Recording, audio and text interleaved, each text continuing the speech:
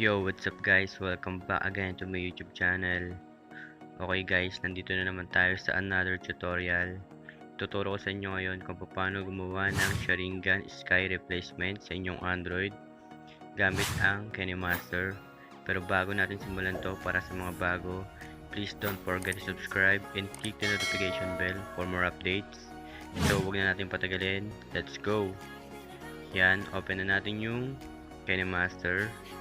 Then, click natin yung create project. Then, 16:9. Then, lagay natin yung sample video. Yan. Yan. Then, lagay natin dun sa bago mawala yung kamay. Yan. Then, click natin yung screenshot sa may gilid. Then, capture and add as layer. Yan. Then, click natin yung split screen, then full screen natin. Then, click natin yung sample video, yan. Then, cut natin sa may right, yan. Then, okay. Then, click natin yung media. Lagay natin yung Sharingan, yan. Yan. Then, balik natin. Then, pahabain natin yung na-capture natin, yan. Then, cut natin yung Sharingan.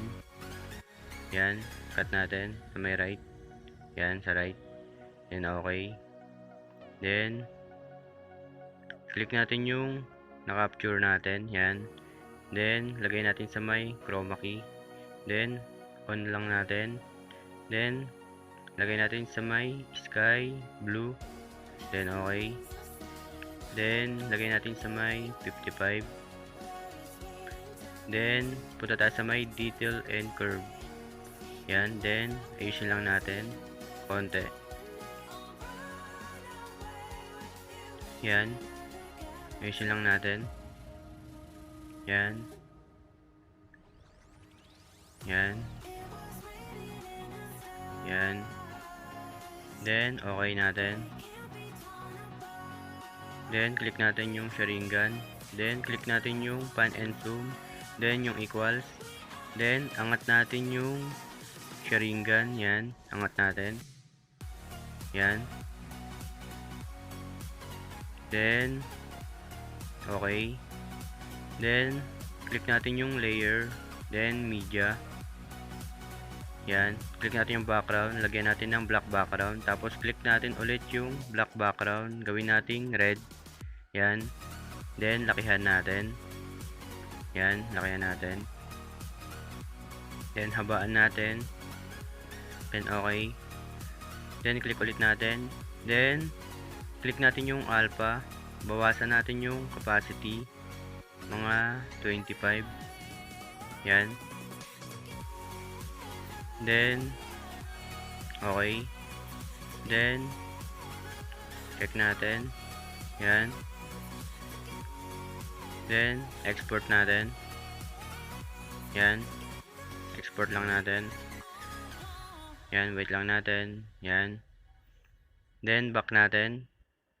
Then, create new project tayo. Then, 16:9 ulit. Then, click natin yung background. Lagay tayo ng black background. Yan. Then, habaan natin. Yan. Okay. Lagay natin sa unahan. Then, layer. Then, media. Then, lagay natin yung na-export natin. Yan. Then, zoom lang natin yung video clip. Yan. Kailangan lumagpas siya dun sa may screen. Kailangan lagpas. Yan. Then, okay. Yan. Then, adjust natin. Dun sa may bago magpula. Yan. Yan. Click natin yung video clip. Yan. Then, click natin yung susi sa may gilid. Yan. Then, click natin yung plus sa may animation. Then, yan. Up and down, left to right natin yung video clip. Yan. Para kunwari gumagalaw yung kamay natin. Yan. Up and down, left to right lang natin. Kayo bahala kung saan nyo gusto Yan. Yan. Yan. Then, okay. Then, check natin. Yan. Then, lagay natin yung sound. Lalagay ko na lang sa description box ko yan. Download nyo na lang. Yan. Then, okay. Then, check natin. Yan.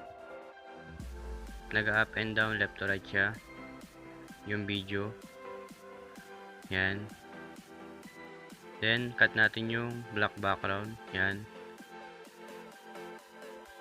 Then, yan. Yan. Lagyan sa unahan. Lagyan natin ng overlay. Lagyan natin ng cinematic frames. Yan. Yan. Then, okay. Habaan natin. Yan. Then, cut natin yung sounds sa may right. Yan. Then, okay. Then, export natin. Then, ito na ang resulta, guys. Yan.